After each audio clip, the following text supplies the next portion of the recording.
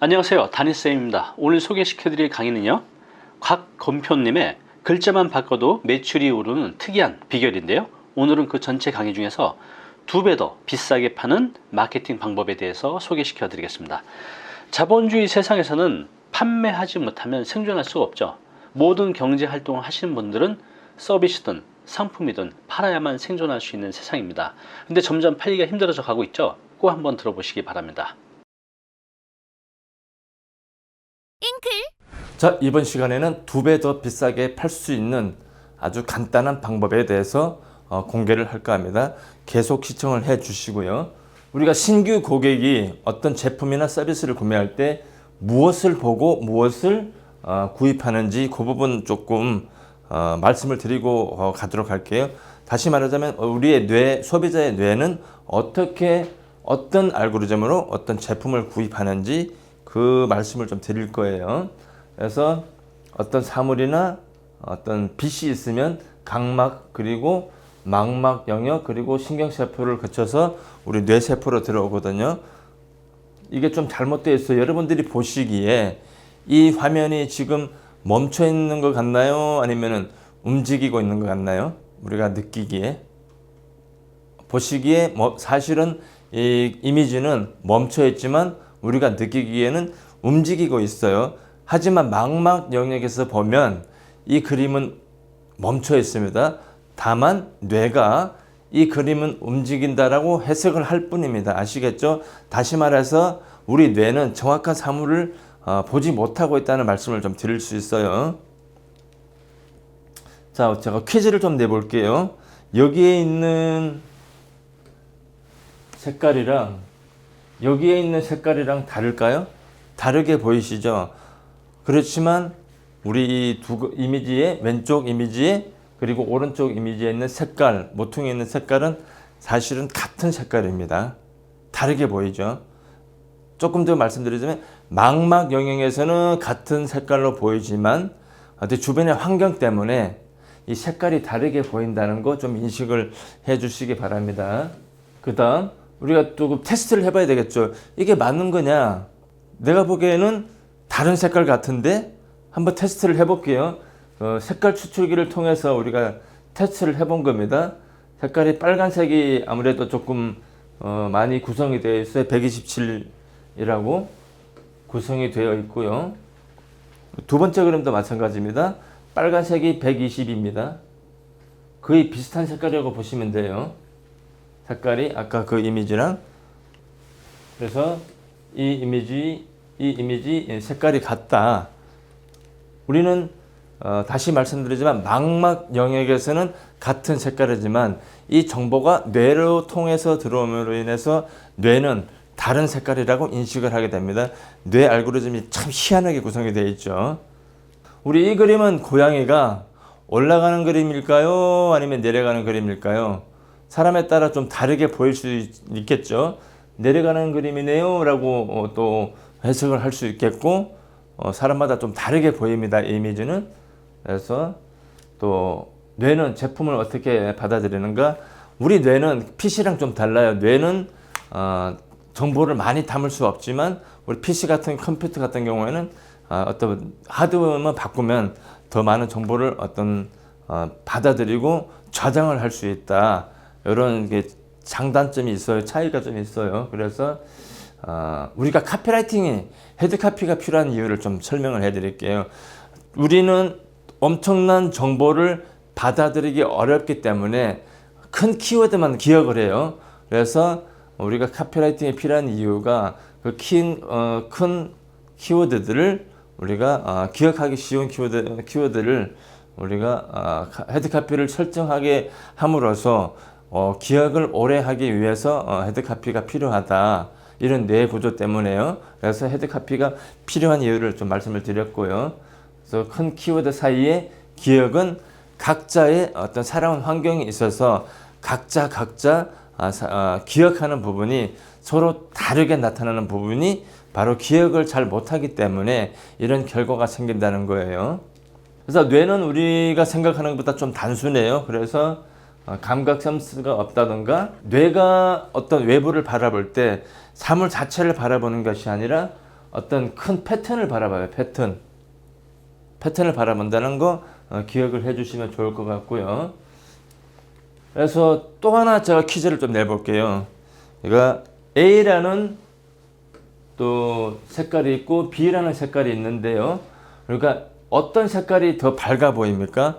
또는 어떤 색깔이 더 진해 보입니까? 망막 영역에서 보면은 사실은 같은 색깔인데요. 이게 같은 색깔입니다. 근데 우리 뇌는 이게 더 하얗게 나오잖아요. 왜 그러냐면은 이미 그림자가 있잖아요. 여기에요. 그림자가 있는 어떤 공간은 실제보다 어둡게 보이기 때문에 실제보다 밝다라고 해석을 해버립니다.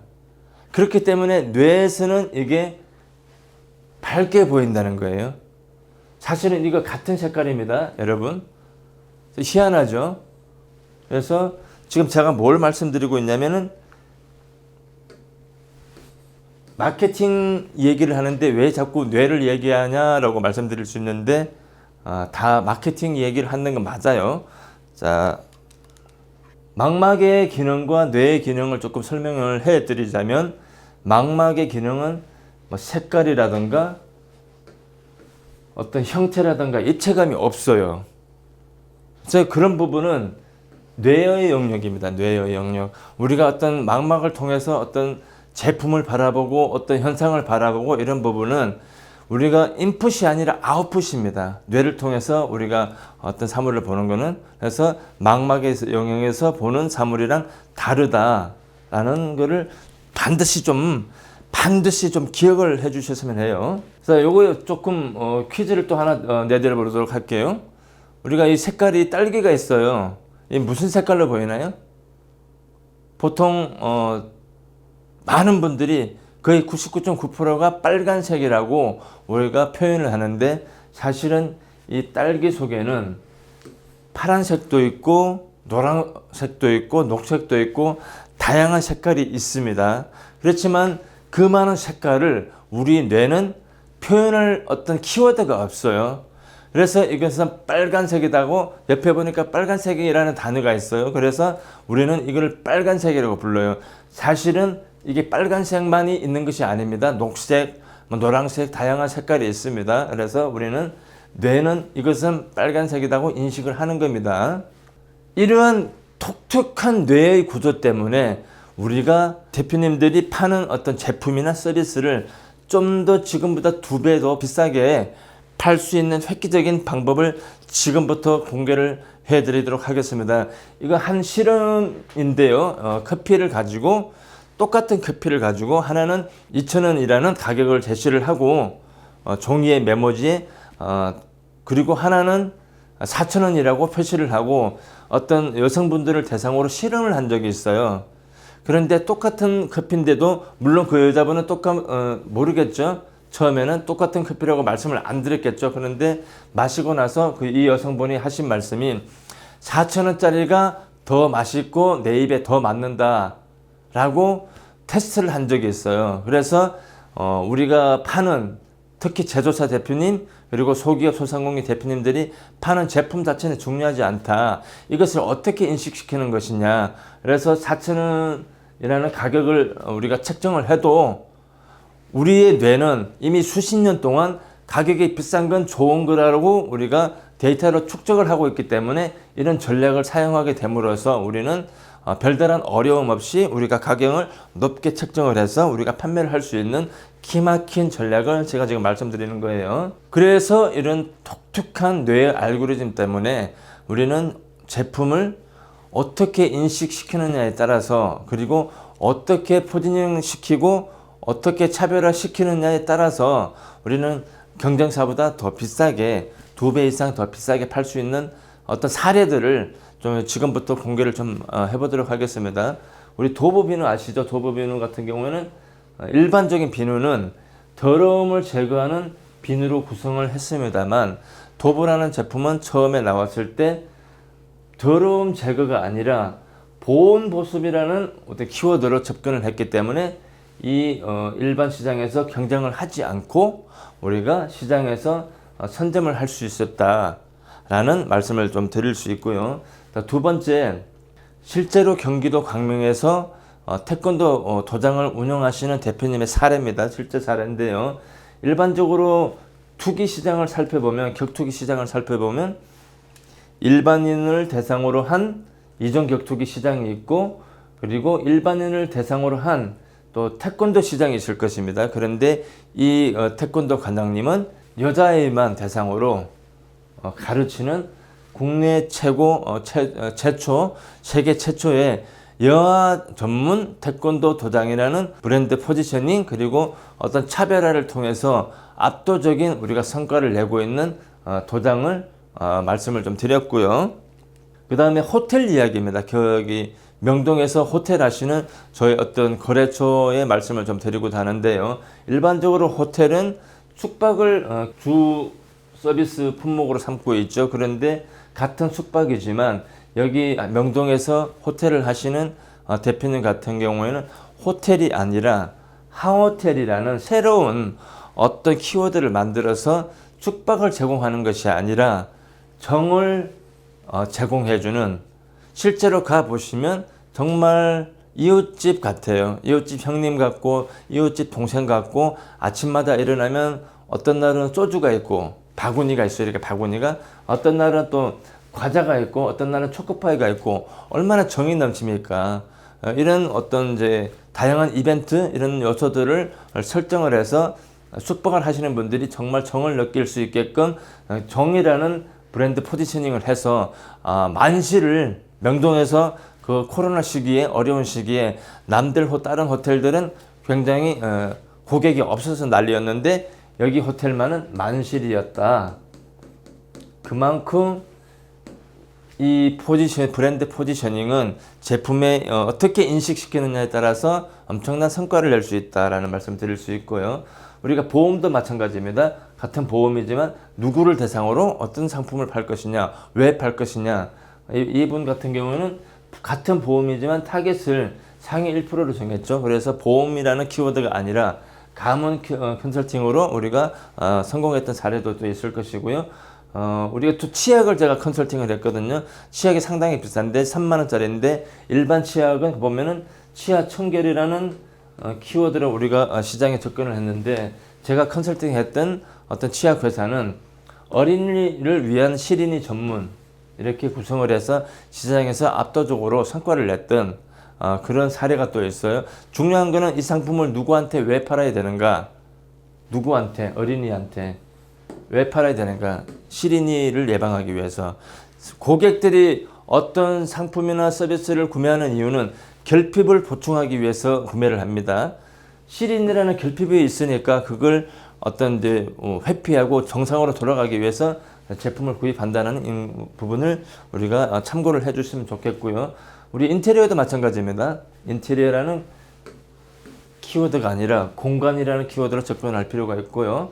우리 메타버스도 마찬가지입니다. 메타버스 요즘 한창 대세인데, 수많은 메타버스를 강의를 하고 교육하는 분들이 전부 다 메타버스라는 키워드로 접근하는데, 그게 아니라 성장 비결로 우리가 접근을 할 필요가 있다. 왜냐하면 만 개의 메타버스 산업이 있으면 고객 입장에서 전부 다 메타버스라는 키워드가 들어가 있으면 도대체 어떤 업종을, 어떤 회사를 선택할지 모르니, 메타버스라는 단어에서 벗어나서 우리가 성장 비결이라는 키워드를 공략을 해야 경쟁사와 차별화를 만들 수 있는 기막힌 방법이라는 말씀을 좀 드릴 수 있습니다.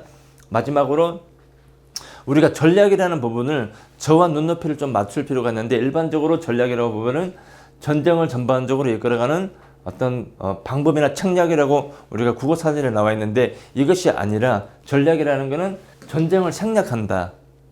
경쟁사와 경쟁하지 않고 나만의 어떤 포지셔닝을 만들어서 독자적인 우리는 시장을 구축을 할 수 있다. 시장 조사를 잘 해야 되겠죠. 그래서 경쟁사는 어떻게 포지셔닝 하고 있는가, 그를 잘 살펴보고 나는 어떻게 갈 것인가를 잘 살펴보고, 그래서 경쟁사와 어떤 경쟁을 하지 않고 나만의 어떤 키워드를 공략을 해서 우리가 브랜드 확립을, 포지셔닝을 할 수 있다라는 방법을 창립할 얄자, 이거 굉장히 중요합니다.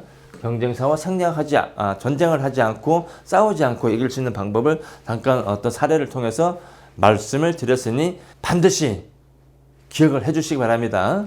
다시 조금 말씀드리고 싶은 부분은 시대가 좀 흐름에 따라서 과거와 틀렸던 부분이 이제는 기술이 향상되고 제품을 만드는 또 기술이 향상되다 보니까 우리가 제품 만드는 기술력은 비슷해요. 그래서 내 제품 좋아요 이렇게 하면은 전혀 팔리지 않습니다. 그래서 우리는 고객한테 무엇을 팔 것인가, 고객은 어떤 결핍이 있으면 그걸 만회하고 어떤 결핍을 회피하기 위해서 제품을 구입하는데, 사실은 고객들은 제품을 구입하는 것이 아니라, 조금 말씀드리자면 달성하고 싶은 목표가 있어요. 그리고 어떤 고민이 있어요. 뚱뚱해서 살을 또 빼고 싶은 그런 고민이 있고, 어떤 해결책이 있는지 고민하고 항상 리서치하고 찾게 됩니다. 고객은. 우리는 판매자 입장에서 해결책을 제시함으로 인해서 고객은 제품 자체를 구입하는 것이 아니라 해결책을 구매한다 라는 말씀을 좀 드릴 수 있어요. 전체적인 흐름을 보면 잠재 고객이 있고 또 가망 고객이 있고 고객이 있는데, 바로 잠재 고객에서 판매로 이어지는 것이 아니라 어떤 해결책을 제시를 해 줌으로 인해서 가망 고객으로 하나의 프로세스를 하나 더 만들어서 이 프로세스를 따라가야 우리가 더 많은 고객을 확보할 수 있다. 신규 고객은 제품 자체를 구입하는 것이 아니라 인식을 구입한다. 그래서 우리는 이 제품을 어떻게 인식시킬 것인가, 이 부분을 갖고 우리가 지속적으로 판매하시는 분들은 연구를 좀 해야 될 과제이고, 지속적으로 어떻게 하면 인식시키고 빨리 구매할 수 있는지 다음 강의에서 좀 안내들을 해드리도록 하겠습니다. 그럼 다음 시간에 또 뵙도록 하겠습니다. 감사드립니다. 5강까지 강의를 다 말씀을 드렸고, 추후 다른 과정도 준비가 되어 있으니 더 알차고 더 알기 쉬운 내용으로 다시 한번 찾아뵙도록 하겠습니다. 다음 시간에 또 뵙도록 하겠습니다. 감사합니다.